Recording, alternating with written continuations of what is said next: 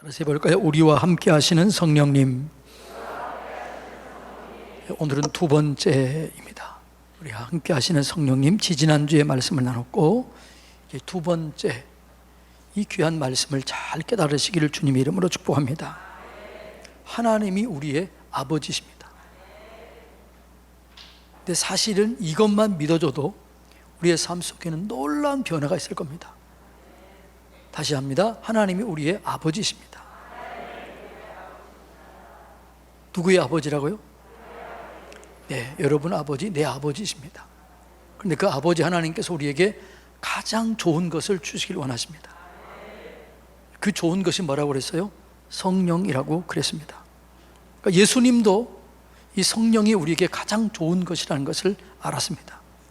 예수님께서 뭐라고 그러냐 그러면 너희가 반드시 성령을 받아야 된다. 그리고 이 성령에 대해서 아주 진중하게 얘기했습니다. 여러분들이 이제 집에 가시면 요한복음 14장에서부터 17장까지 쭉 한번 읽어보시기 바랍니다. 그러면 이 성령에 대해서 깊이 경험하는 시간이 될 줄로 믿습니다. 자, 그러니까 제자들에게요, 예수님께서는 자기가 있는 것보다 제자들에게 성령이 훨씬 더 중요하고 필요하다는 것을 알았습니다. 그래서 이렇게 얘기합니다. 자, 요한복음 14장 16절로 17절 다 같이 읽습니다. 내가 아버지께 구하겠으니 그가 또 다른 보혜사를 너희에게 주사 영원토록 너희와 함께 있게 하리니. 자, 여기까지요. 내가 아버지께 구하겠으니 또 다른 보혜사를 너희에게 주사 영원토록 너희와 함께 하겠다. 예수님은 영원토록 있는 게 아니죠. 예수님은 육신의 몸을 입었기 때문에 공간적인 제한이 있습니다. 갈릴리에 있으면 예루살렘에 계시지 않고 예루살렘에 계시면 갈릴리에 있지 못하는 거죠. 그래서 예수님께서 뭐라고요? 영원토록 너희와 함께 계시는데 그분은 누구냐? 보혜사다. 이 말은 다른 보혜사라고 그랬으니까 똑같지만 다르다는 거예요. 이 말은 무슨 말이냐 그러면 예수님과 능력과 권능과 사랑 면에서 똑같아요. 그런데 다른 게 뭐예요? 예수님은 시공간을 초월하지 못하지만 성령님은 시간 공간을 초월해서 계시는 그분이라는 거예요. 그분이 뭐라고요? 영원토록 우리와 함께 있도록 하기 위해서. 자, 그 다음에 읽습니다. 그는 진리의 영이라 세상은 능히 그를 받지 못하나니 이를 보지도 못하고 알지도 못함이니라. 그러나 너희는 그를 아나니 너희와 함께 거하심이요 너희 속에 계시겠습니다. 자, 영원토록 성령이 계신데 뭐라고요? 우리와 함께 계시기 위해서, 그리고 우리 속에 계시기 위해서 성령이 필요하다는 거죠. 영원토록 계시는 성령이 우리와 함께 계시고 내 안에 계시도록 하기 위해서 성령을 보내준다는 거예요. 자, 요한복음 14장 26절 27절 보면 이 성령이 하시는 일이 뭐냐 이렇게 나와 있습니다.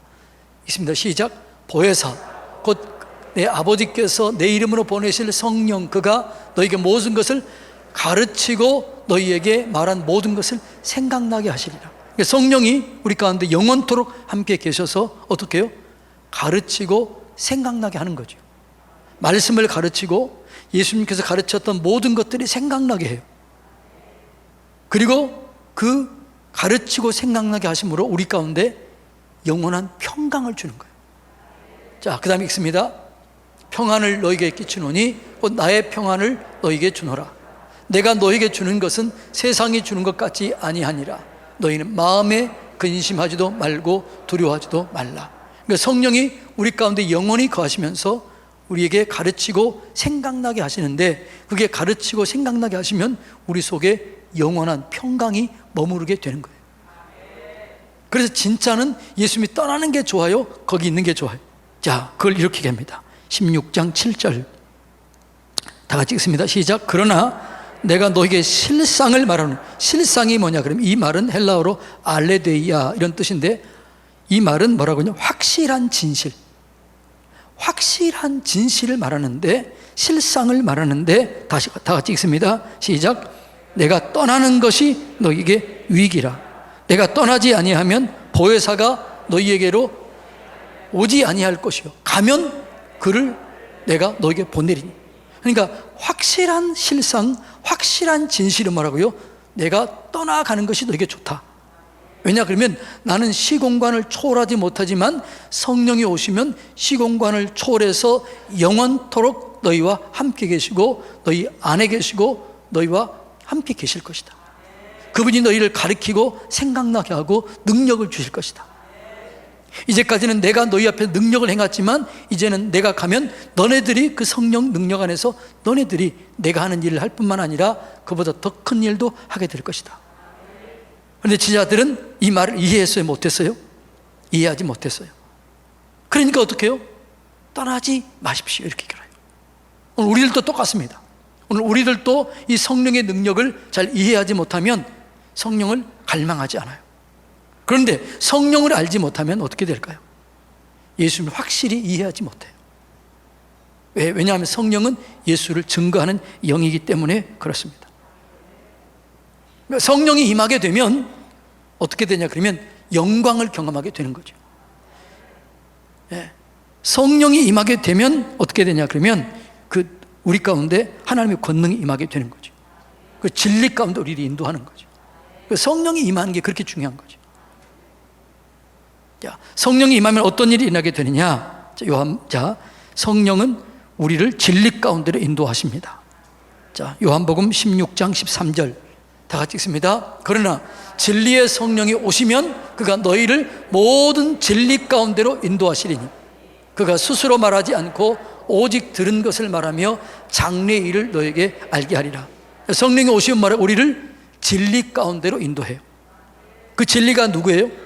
예수님이에요. 말씀이에요. 그러니까 성령이 오셔야만 예수님이 믿어지고 예수님을 알게 되고 말씀이 믿어지고 말씀이 깨달아지게 되는 거죠. 우리가 지지난주에 성령이 뭐라고 그랬어요? 성령님은 하나님이시다. 그분은 인격이시다.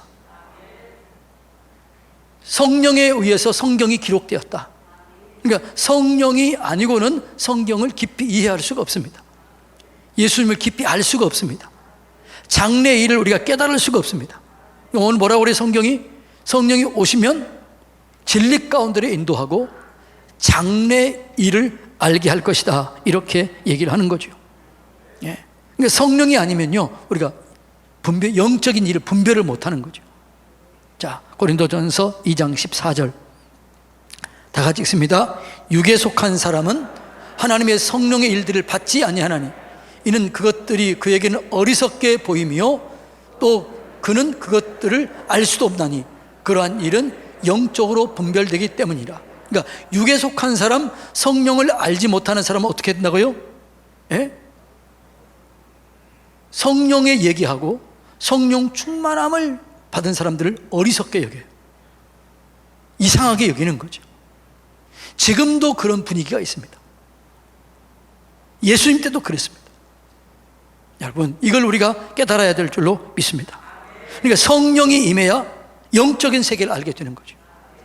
예수님의 십자가의 비밀을 알게 되는 거죠. 부활이 믿어지게 되는 거죠. 성령을 인친다고 그러죠. 인친다. 도장을 확 찍은 것처럼 믿어져 버리는 거죠. 성령이 임하게 되면 예수님이 알게 되고 예수님이 믿어지게 되고 말씀이 믿어지게 되는 거예요. 성령을 보혜사라고 그랬는데 옆에 계신 분, 이런 의미입니다. 근데 옆에 계셔서 어떻게 해요? 우리를 진리 가운데 인도해요. 하나님은 알파와 오메가이십니다. 처음과 끝을 아십니다. 하나님은 모든 것을 알기 때문에 여러분, 우리가 성령의 인도를 받으면 언제나 열려진 길로 갈 수 있습니다. 실패가 없게 되는 것이죠. 성령의 인도를 받아야 되는 거죠. 그러니까 여러분, 이 구약에서도 하나님께 쓰임받았던 사람들은 성령을 의지하고 하나님께 물어봐요. 힘들고 어려울 때 하나님의 인도를 받았어요. 다윗이 어려울 때 하나님의 인도를 받았습니다. 요셉이 하나님의 인도를 받았습니다. 다니엘이 하나님의 인도를 받았습니다. 다니엘이 꿈이 이해가 안 되는 거예요. 어떤 꿈인지 어떻게 알겠어요?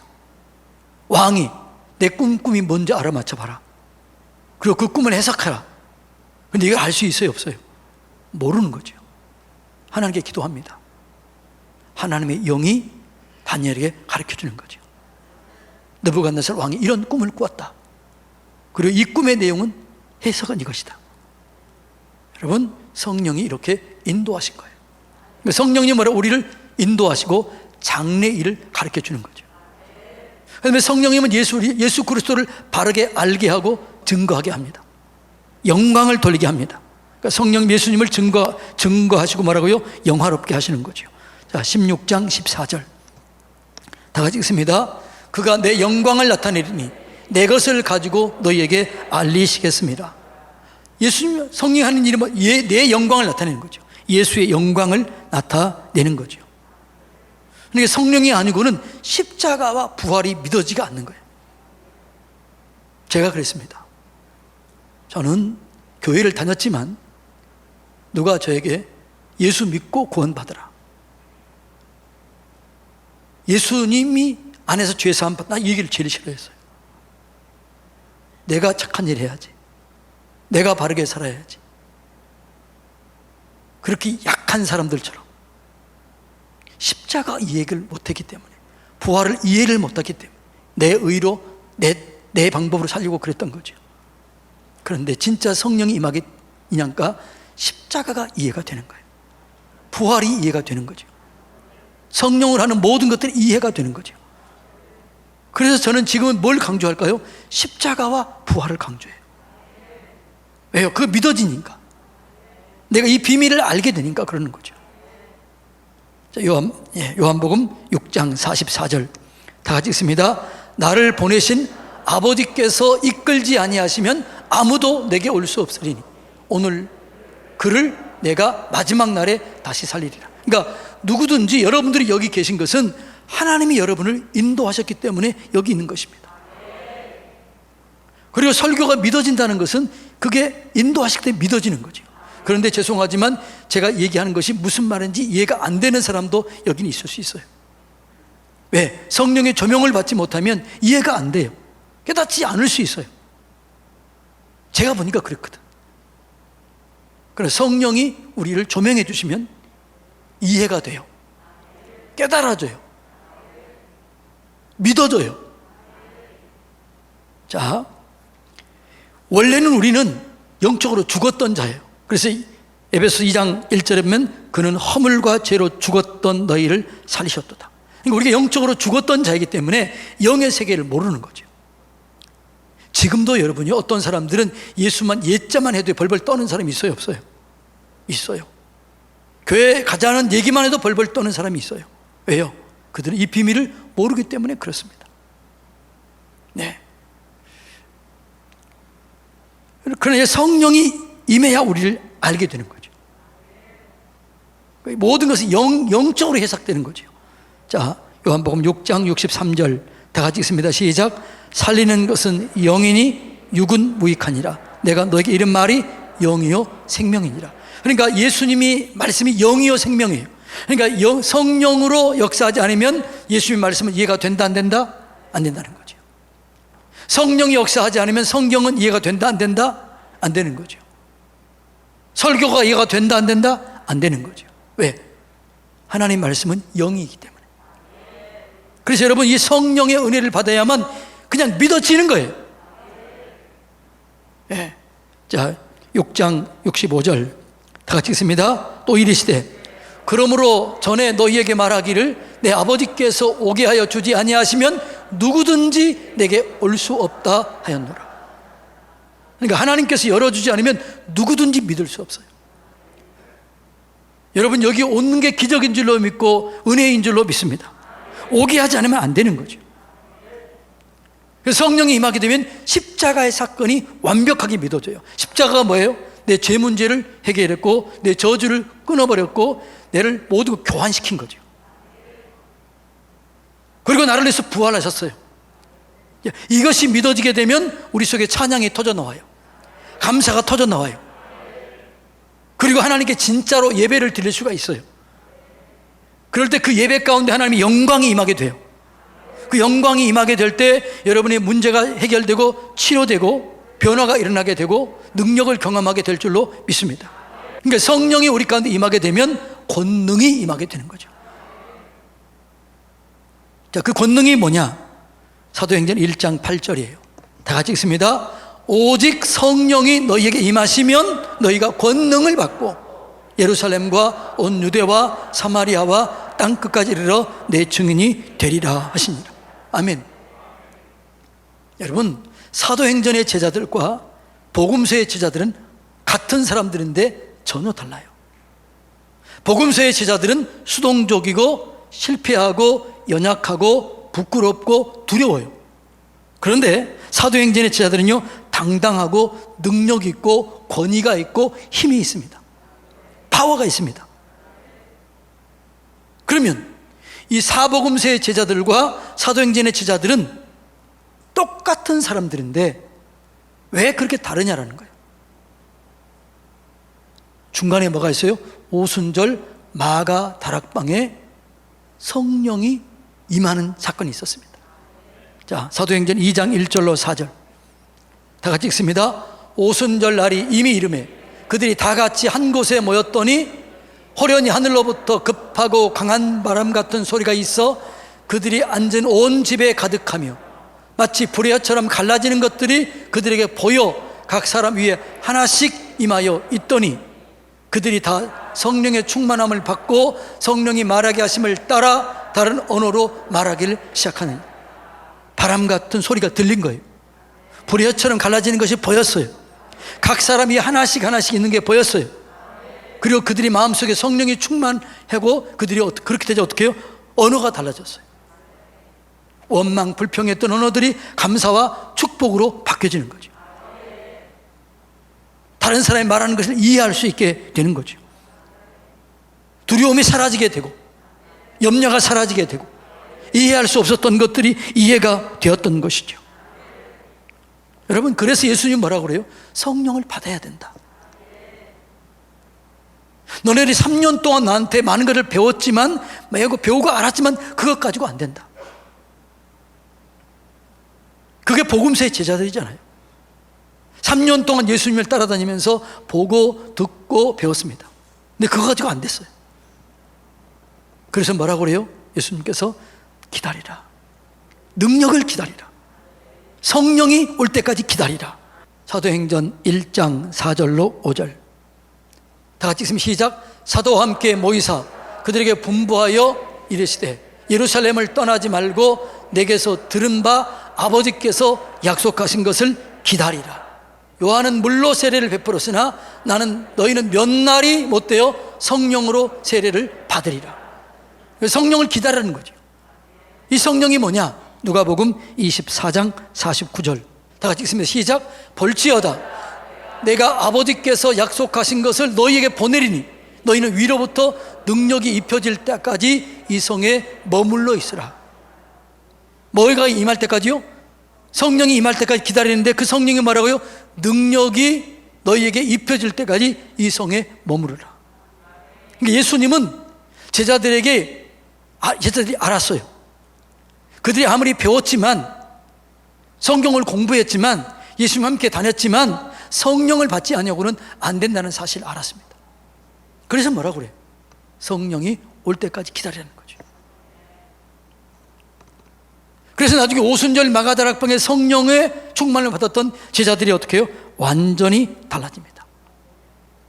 베드로가 이 성령을 받고 복음을 증거할 때 어떤 일이 일어나게 되느냐? 그러면 기적이 일어나게 되는 것입니다. 수많은 사람들이 올라오는데 사도행전 2장 36절로 38절 자 이렇게 얘기합니다.